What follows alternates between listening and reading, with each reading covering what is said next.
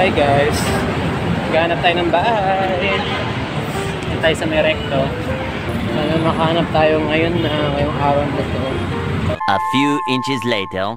Dali yan, nakalimutan ko mag-vlog. Pero nakakadalawang ano pa lang naman ako. Dorm or apartment. So ngayon, hindi ko na alam actually kung nasa na. Ayan.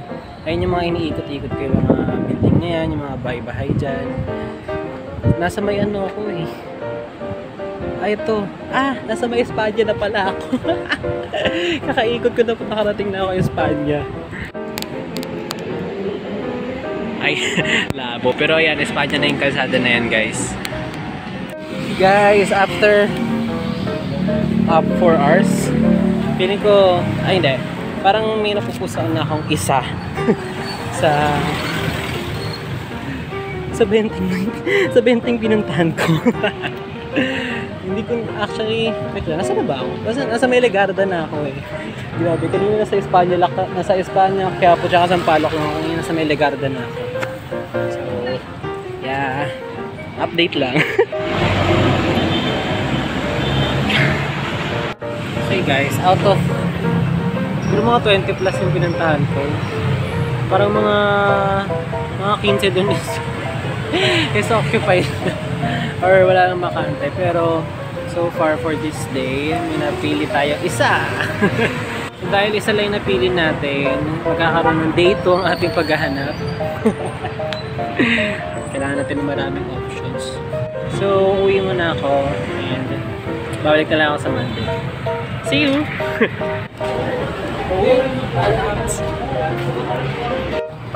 So it's Monday today. So ang daming estudyante kanina. Puro mga taga-FEU. Kasi malamang nasa may FEU tayo. So this is day 2 ng ating paghahanap. Sana makahanap na tayo ngayon. Actually nga may nahanap na ako, pero isa pa lang. Gusto ko marami akong options kahit pa pa. So yeah, let's see ano mangyayari.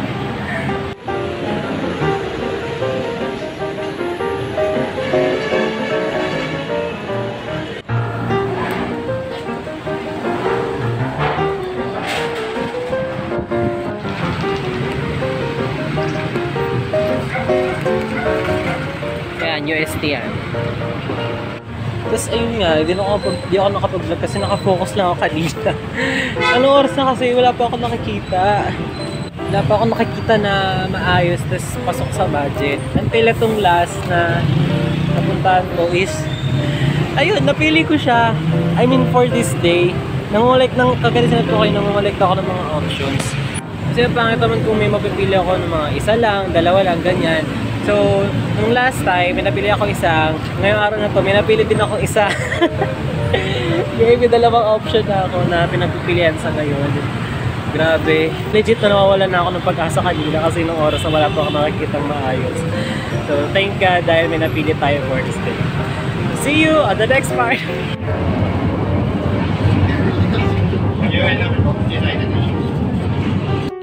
Hi guys, today is day 3 paghahanap. At itong building na to, yan yung NU. Mas marami pa ako nahahanap na mga universities kaysa sa bahay. Natagpuan ko na saan ang UE, ang FEU, yung UST, alam ko na talaga kung nasa yun. Ngayon natagpuan ko yung NU kung nasan siya. So guys,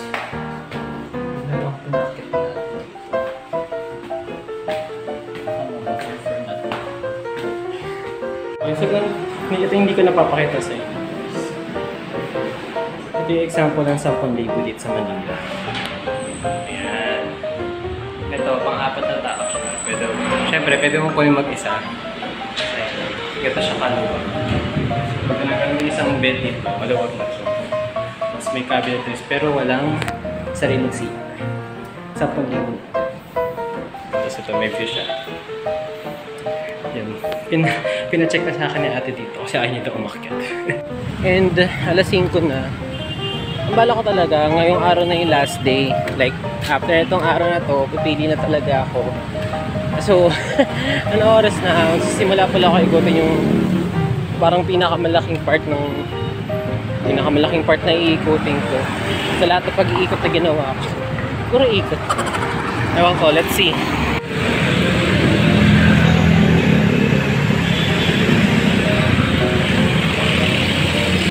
Hey guys. So nakikita nyo, gabi na at nasa Quiapo na ako ngayon. Today was a fail. Yun ay dahil wala tayong nahanap ngayon. Ang dami kong tinext, pinuntahan, ganyan, pero walang pasok sa budget. Tapos may mga magaganda pero yun, hindi pasok sa budget. Hey guys, labo. Today is day 4. Sadly may day 4 tayo kasi failed ang ating day 3. Punta na naman ako sa Espanya. Hindi ko pa pala tapos igutin to Espanya. May mga natitirang parts pa pala. And as you can see, ganun pa rin yung suot ko.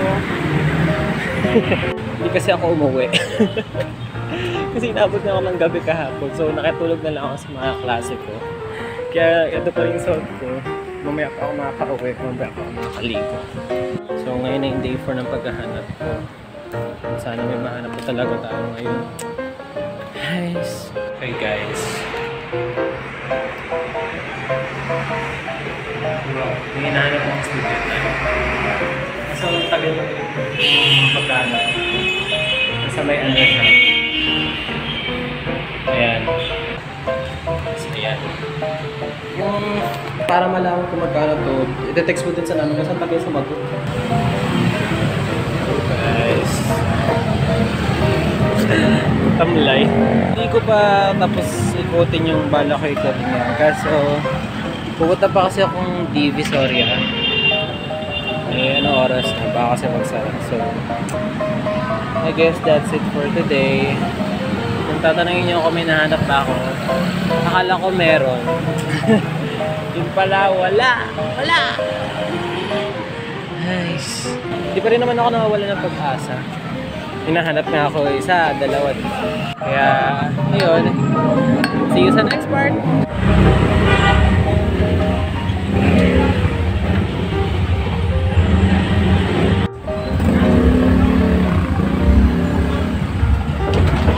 Alright guys. So, today ang first day na ating pag-aalis sa balutan. Tama ba? By the way, before this day pala, kahapon is nakapunta na yung family ko dun sa dorm na yung sinabi ko napili ko yung day 2 ng paghahanap ko. And apparently, yun lang talaga yung choice. One and only choice. Ganun siya ka-rare.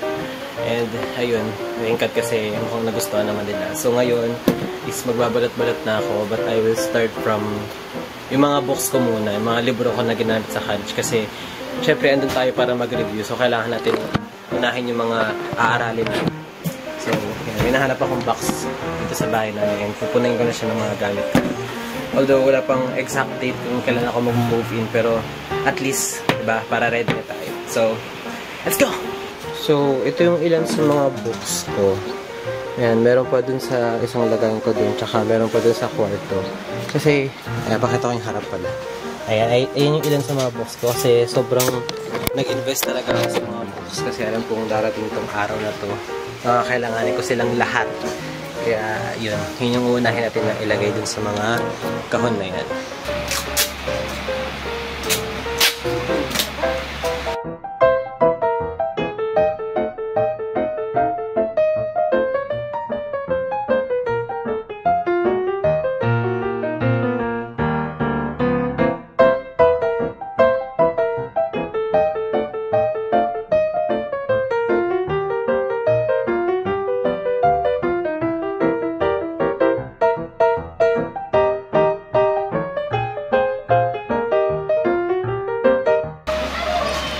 So guys, sa aking pag-balot, ay pag-i-impake, nakita ko yung mga, para mga papers ko yung first year ako.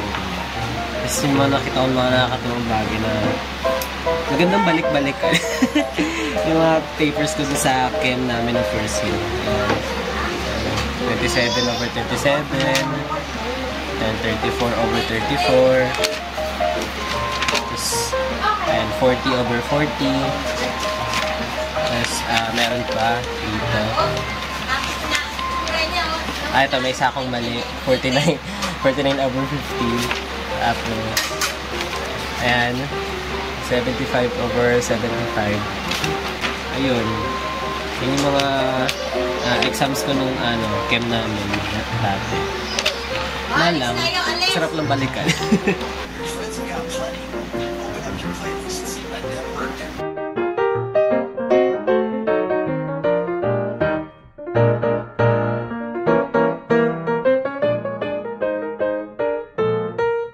Okay, so ito na siya.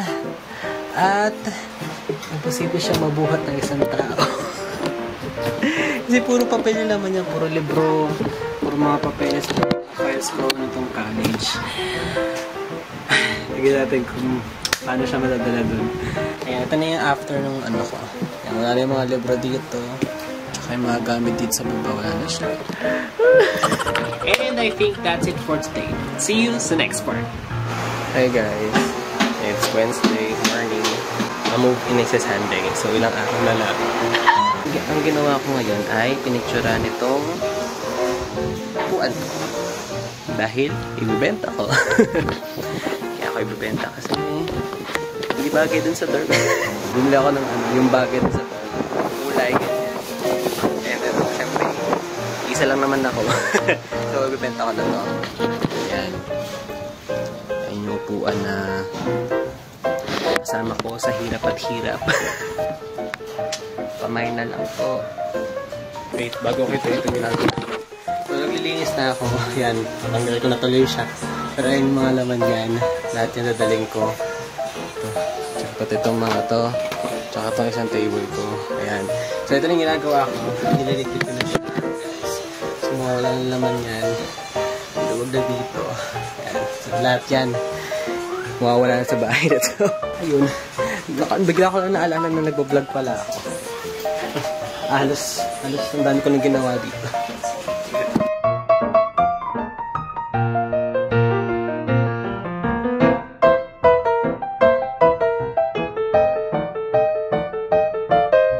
Yun guys, just wanna update you kasi ang OA ng dami ng gamit ko. At yan, meron pa dito, ayan, kasi ito pa, yung foam, ang OA, alam ko, pero lahat ng kailangan ko, legit. Hindi ko alam kung anong gagawin ko, paano pagkakasya sa sasakyan natin. Pero ayun, malapit na ako matapos mag-impake. Today is Sunday night. Ngayon mamayang Monday morning na alis, moving. Dapat ngayon pero mas masama kasi. So mamayang umaga na lang. And ang mga kulang lang dito yung mga toiletries ko. Tsaka mga beddings. Ito pala. Yan yung dilaw na yun. And yan, pagkalipat tong mga gamit ito dun sa dorm, marami pa din akong kulang. Grabe. This is so new to me. I mean, hindi na bago yung paglilipat bahay kasi wala naman kaming permanent address. Pero yung mag-isa ka lang tapos sobrang dami mong kailangan, sobrang dami kulang. Morning guys. Nakapaghakot na ako. I mean, nalagay ko na sa sasakyan at ang galing. Kasha. Hindi ako makapaniwala. Nagkasya silang lahat. Yung akala ko magkakasya. Yung akala ko sobrang dami. Ang galing. Yes. Ginamit ako ng matinding kalkulasyon. Ayan, kasya siya lahat. And hindi ko naman safe. Yung mga nasa baba, yung mga hindi babasagin. Nasa taas yung mga babasagin. Safe ba yun? Anyway, ito na nga siya. Totoo na siya. At look at the sky. Sana hindi umulan mamaya. So ngayon, malaligo na ako and alis na kami. Goodbye, Tasma. Goodbye. Guys, this is it. Goodbye. Kala mo talaga. Bye, Cavite.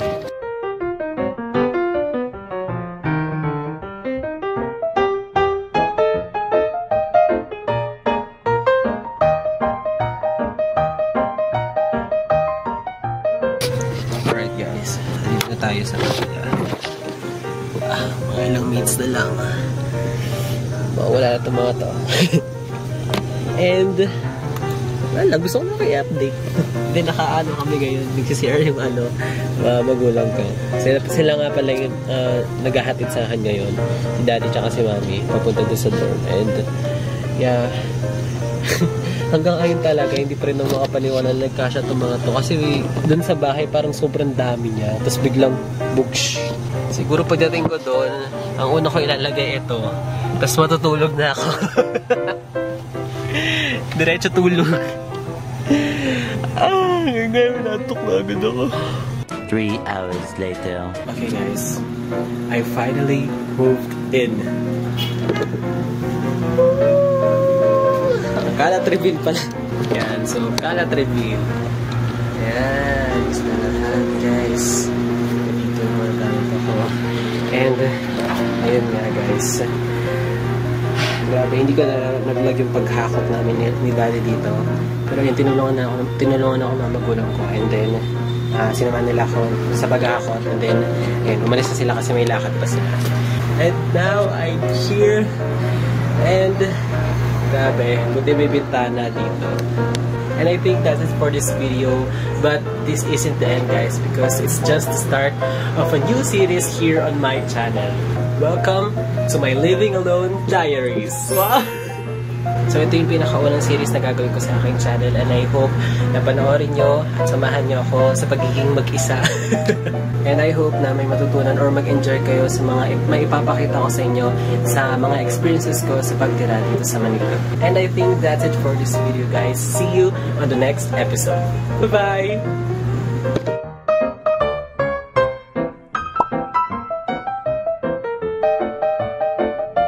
Sa dami ng gamit ko, akalain mo marami pa pala akong kailangan. So, ang gagawin natin ngayon is mamimili tayo ng mga gamit. Ganda ng mga sofa, guys. Halatang di ko mabibili. Wala ako nakitang marangal. Teka lang. Hindi ako na-orient na parang isa pala to sa mga pinakamalaking grocery sa buong sa buong Pilipinas. And gutom na.